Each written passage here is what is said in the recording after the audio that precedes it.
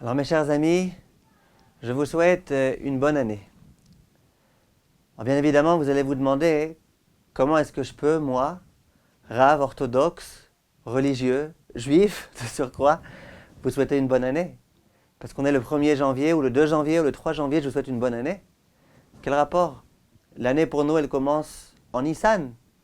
On a l'habitude de souhaiter une bonne année le 1er Tishrei, pas le 1er janvier. Et pourtant, on raconte qu'un jour, le Apterov, le Admor de Apté, il s'adressait à ses élèves en tout début d'année, vulgaire, et il a dit à ses élèves, je vous souhaite une bonne année. À présent, je peux vous souhaiter une bonne année. Et les élèves, bien évidemment, étaient perplexes. Ils ne comprenaient pas ce qu'ils étaient en train d'entendre de la bouche de leur Rav. Et le Rav leur a dit, je vais vous expliquer. Je comprends votre étonnement et je m'explique tout de suite. Vous savez, nous, à Rosh Hashanah, on a prié. On a prié avec beaucoup de ferveur. On était comme ça, sous notre talit, en train d'entendre le son du chauffard, en train d'essayer de faire teshuva. On a vibré avec le chauffard. On a fait tout ce qu'on a pu pour essayer de se rapprocher le plus possible de Dieu. Et puis, on était espérants. On était confiants à Kadosh Baruch Hu, en sa miséricorde. Et on espérait bien évidemment que Kadosh Baruch Hu nous jugerait favorablement. A-t-on été jugé favorablement ou pas? On l'espère. Il dit voilà que, à présent, arrive le jour de l'an.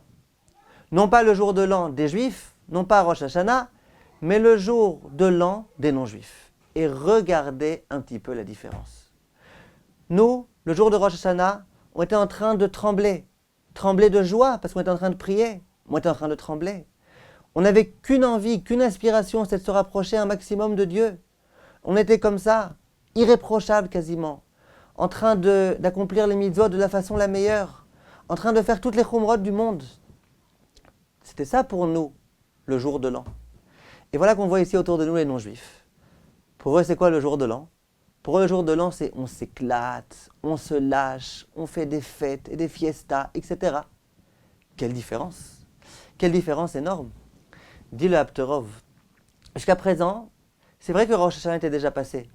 Mais on avait un petit peu peur, on ne sait pas exactement ce qu'Hachem a décrété.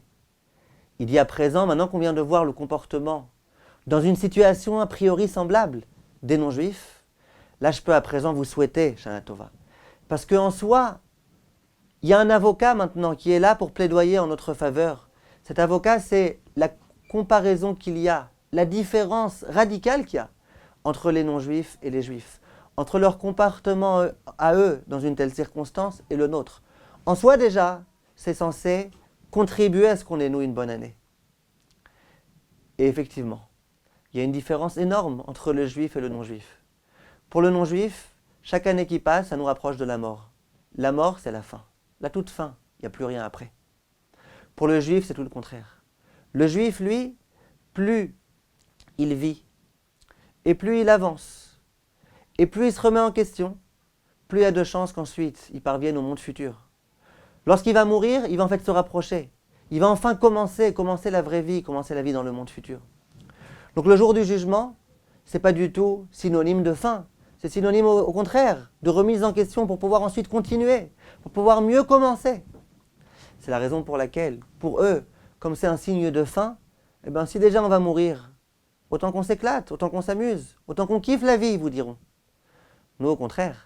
Nous, pendant Rosh Hashanah, on essaye de se remettre en question, on essaye de se rapprocher d'Hachem parce qu'on sait que toute notre vraie vie, elle va être déterminée ce jour-ci. Alors à présent, comme disait le Admor de Apté, je souhaite mes chers amis une bonne année. Kol Tov et à bientôt.